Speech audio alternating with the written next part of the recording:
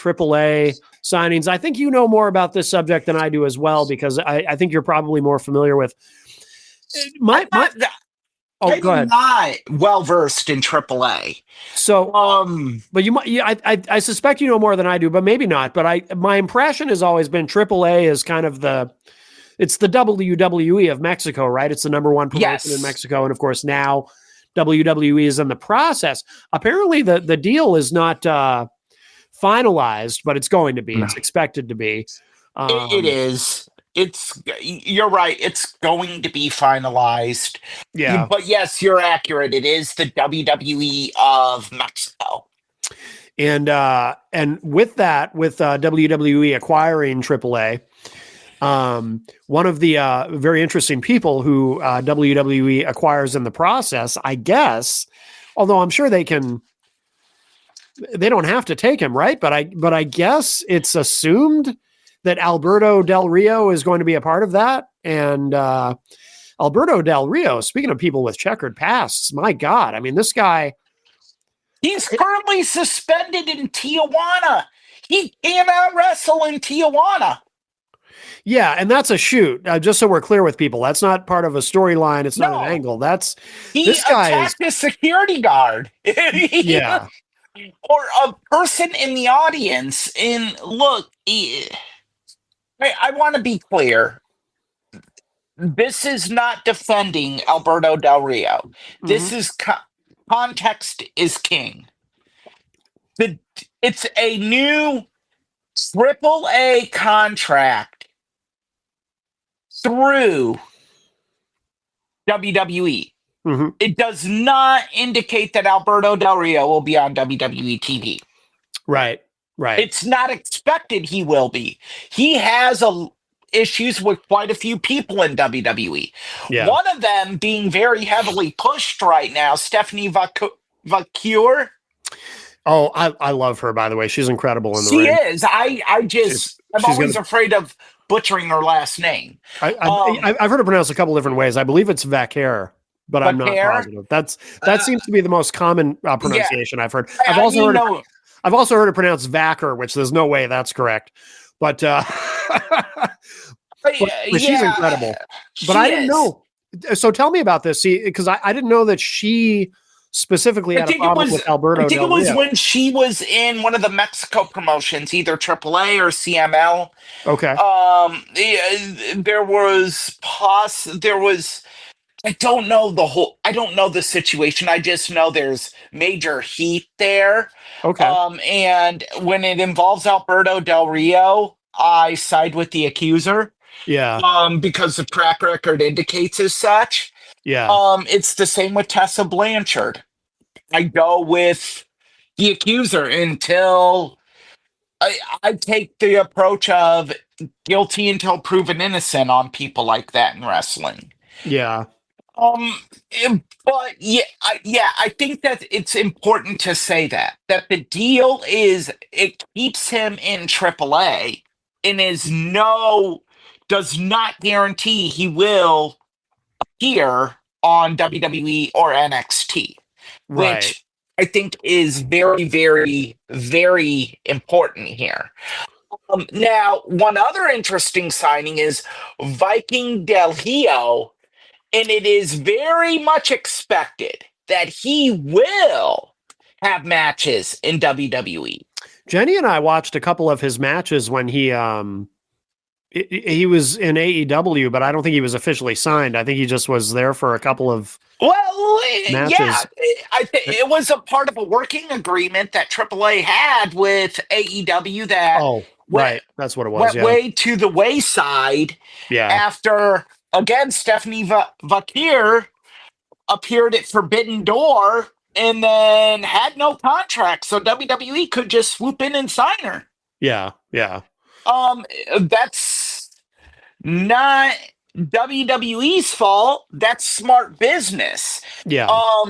WCW did the same thing with Lex Luger. Mm-hmm. If you're working, if I'm a wrestling promoter and there's a hot talent, two words I love the most: handshake, agreement. Mm-hmm. Mm-hmm. Because pen ink to paper, that's not legally binding. Right.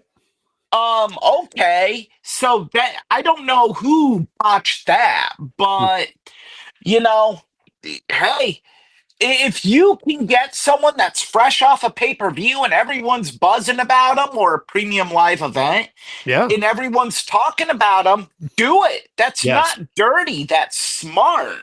Right. Right. And so yeah, I think there's a lot left to be worked out, Hmm. such as where does Conan work in all this, because he runs AAA. But Like he's made a few appearances in AEW over the years as well, although not for a while, I guess. But yeah, I mean, I don't know how that works, because Conan is another one of those guys that is a very controversial guy. yeah, Yeah, again, not a guy that I've met, and if I've met someone, I will say it and I will give my 2 cents on him. But I've never met Conan, so I can't say anything. I've heard through my sources, I've heard good, I've heard bad. yeah. You know, it's typical in pro wrestling.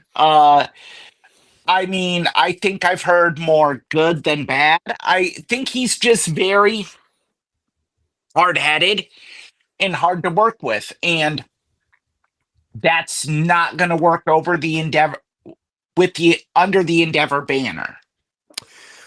Um, I wonder though, and this would really apply to Alberto Del Rio more than anybody. I agree with you. If someone's hard to work with, that's not going to fly. They're not going to put up with it. But what if somebody's not necessarily hard to work with, but they do just have a checkered past, like Alberto Del Rio? Because I get the impression that at Endeavor, I'm blanking on his name. The top guy. The hell's his name? Ari Emanuel. Ari Emanuel. Thank you. I get the impression that he's not necessarily going to care that much. Like with somebody like Alberto Del Rio, is he really going to say, well, this guy's been accused of this and that? And by the way, Alberto Del Rio, we only scratched the surface. He's been accused of some really heinous shit. Yeah. But is Ari Emanuel really going to care that? Or who else is there? There's a Mark somebody, right? Mark Shapiro. Yeah. No. Like, are these guys going to really be that worried about it just because of the vibe and the ethos and the impression that I get from them? They're not going to care. They are not going to care. Yeah. Who is going to care is Nick Khan, Paul Levesque. Yeah. That's where the care is going to come in. That's true. I agree. And they look. What I've seen from Endeavor is they're not gonna override. They don't pull their trump card, pardon the word there, unless they absolutely feel they have to. Mm-hmm. In a situation like this, I don't think they will.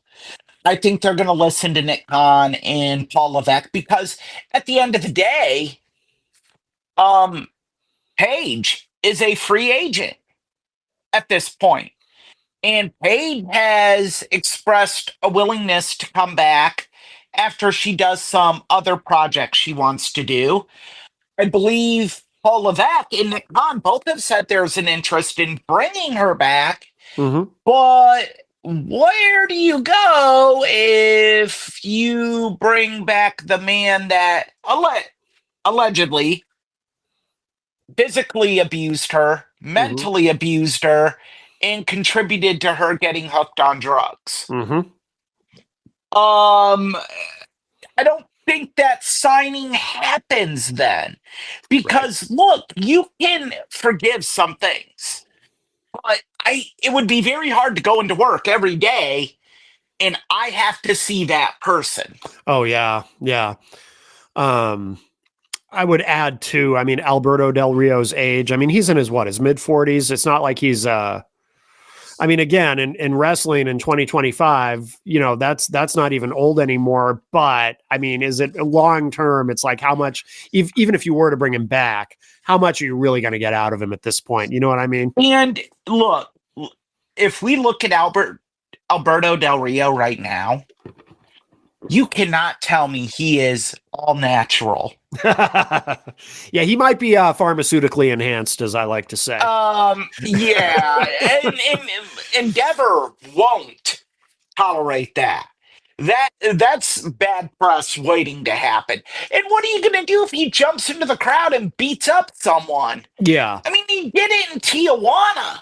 yeah, I think those are things that's why I have no worries about him debuting on WWE television, because I don't think it's going to happen. right. I don't think WWE pulls that trigger, because that trigger could lead to a bomb that you don't want to go off. Yeah.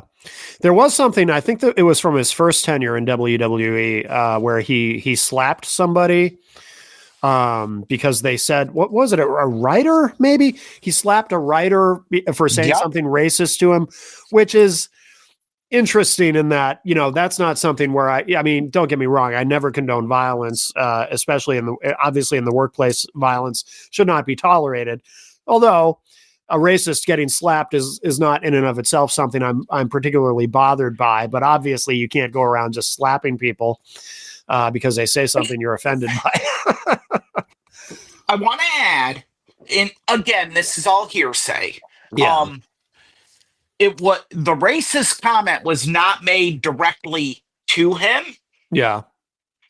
It wasn't made with malice.